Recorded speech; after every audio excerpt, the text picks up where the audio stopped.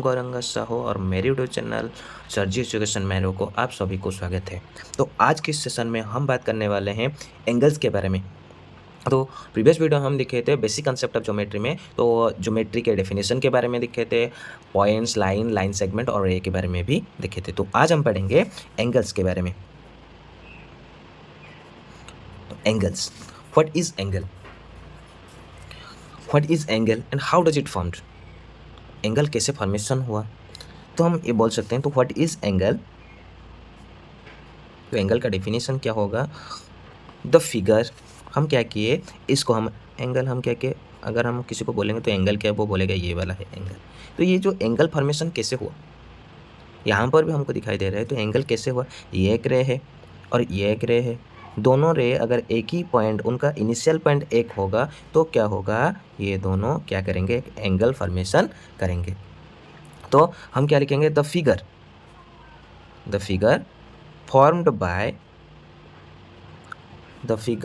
formed by two rays with a common initial point. The common initial point is known as angle.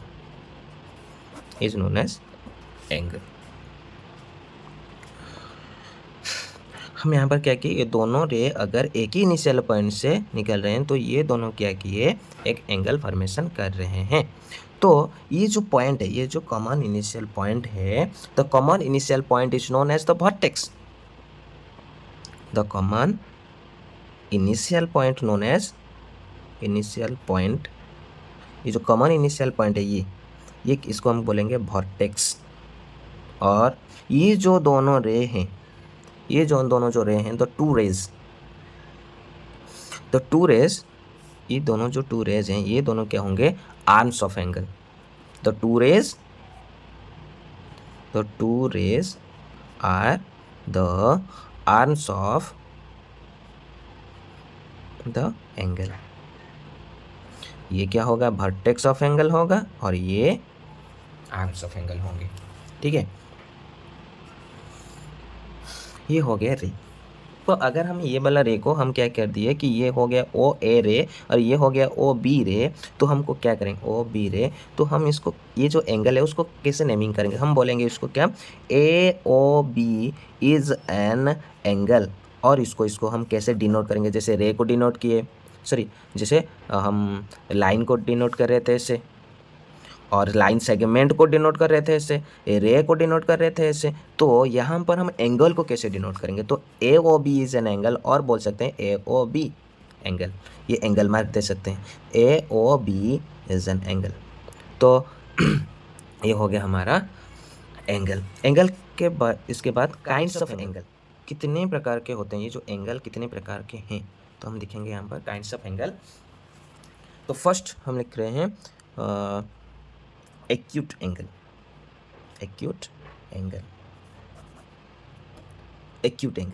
then what is acute angle? acute angle क्या है, the angle whose measure is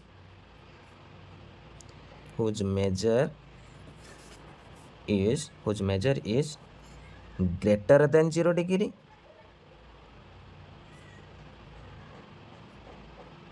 but less than 90 degree is known as acute angle.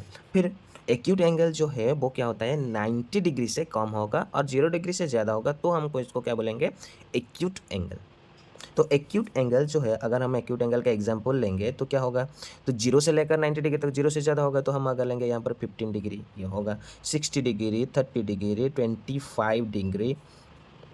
हाँ, ये जो degree है, तो ये degree क्या है, द यूनिट ऑफ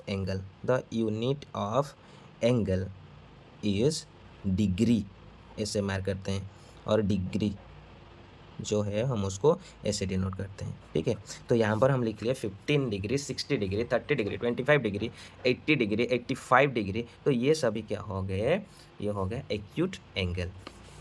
ठीक है। एक्यूट एंगल के बाद हम पढ़ेंगे राइट एंगल। ठीक है, ये right angle, the angle whose measure is 90 degree, the angle whose measure is 90 degree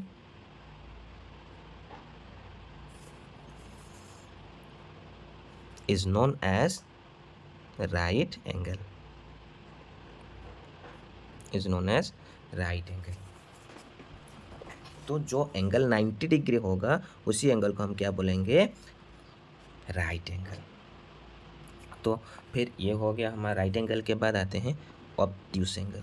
ये ऑब्ट्यूस एंगल क्या है, ऑब्ट्यूस एंगल जो है the angle whose measure is greater than 90 degree, 90 degree से ज़्यादा होगा और 180 डिग्री से क्या होगा, लेस होगा। जो angle greater than 90 degree but less then 0 degree, greater than 90 degree and less than 0 degree, वो एंगल क्या होगा, ऑब्ट्यूस एंगल होगा। ऑब्ट्यूस एंगल के बाद ऑब्ट्यूस एंगल का अगर हम एग्जांपल लेंगे 90 डिग्री से ज़्यादा होगा, तो अगर 90 डिग्री से ज़्यादा होगा तो हम 91 डिग्री लिख सकते हैं, 120 डिग्री भी ले सकते हैं, 130 डिग्री भी लिख सकते हैं, तो 150 डिग्री भी लिख सकते हैं। तो ये सभी क्या होगा, ऑब्ट्यूस एंगल होगा। ऑब्ट्यूस एंगल के बाद हम दिखेंगे स्ट्रेट एंगल। जो स्ट्रेट एंगल है ये क्या है, straight angle the angle whose measure is 180 degree. Straight angle का मतलब क्या है, 180 डिग्री। तो 180 डिग्री स्ट्रेट एंगल जो है वो 180 डिग्री है। The angle whose measure is 180 degree is known as straight angle. Straight angle के बाद हम आते हैं reflex angle. Reflex angle reflex angle, reflex angle जो है वो ग्रेटर देन 180 डिग्री, 180 डिग्री से ज़्यादा होगा। जो एंगल जिसका मेजर क्या होगा, the angle whose measure is greater than 180 degree but less than 360 degree, वो क्या होगा, वो एंगल क्या होगा, 180 सॉरी वो एंगल रिफ्लेक्स एंगल होगा। फिर 360 डिग्री, जो एंगल 360 डिग्री, तो होल एंगल और उसको बोलते हैं कंप्लीट एंगल। कंप्लीट एंगल हाँ, ये जो रिफ्लेक्स एंगल है, रिफ्लेक्स एंगल का अगर हम एग्जांपल लेंगे 180 डिग्री से ज़्यादा हो गए तो हम ले लेंगे 200 डिग्री, ये क्या होगा, ये भी एक रिफ्लेक्स एंगल। 250 डिग्री ले लिए, 300 डिग्री ले लिए, तो 270 डिग्री भी ले लिए, ये क्या होगा, ये होगा रिफ्लेक्स एंगल। तो होल एंगल जो है the angle whose measure is 360 degree, 360 degree जिसका मेजर होगा वो क्या होगा, होल एंगल होगा। ठीक है, अब जितने भी हम एंगल्स पढ़ें तो हम उसको एक शॉर्टकट में याद रखेंगे कैसे, हम ऐसे एक फिगर कर दिए। ठीक है, तो हम इसको कैसे करेंगे, ये हो गया, अगर ये 0 डिग्री हो गया, 180 डिग्री, ये हो गया 90 डिग्री और ये हो गया 270 डिग्री एंड ये टोटल हो गया 360 डिग्री। तो ऐसे अगर हम करेंगे तो यहाँ से लेकर यहाँ तक ये हो गया टोटल कितना हो गया, 90 डिग्री। ये हो गया कितना, 9, ये यहाँ से यहाँ तक ये हो गया 90 डिग्री। तो अगर हम एक टर्न लेंगे तो ये हो गया कितना, 90 डिग्री। तो 0 डिग्री से 90 डिग्री के बीच में, तो मतलब 0 डिग्री से ज़्यादा होगा और 90 डिग्री से कम होगा, जो एंगल यहाँ पर आएगा वो एंगल क्या होगा, एक्यूट एंगल। एक्यूट एंगल, और ये तो 90 डिग्री है, ये 90 डिग्री है, जो ये राइट एंगल हो गया।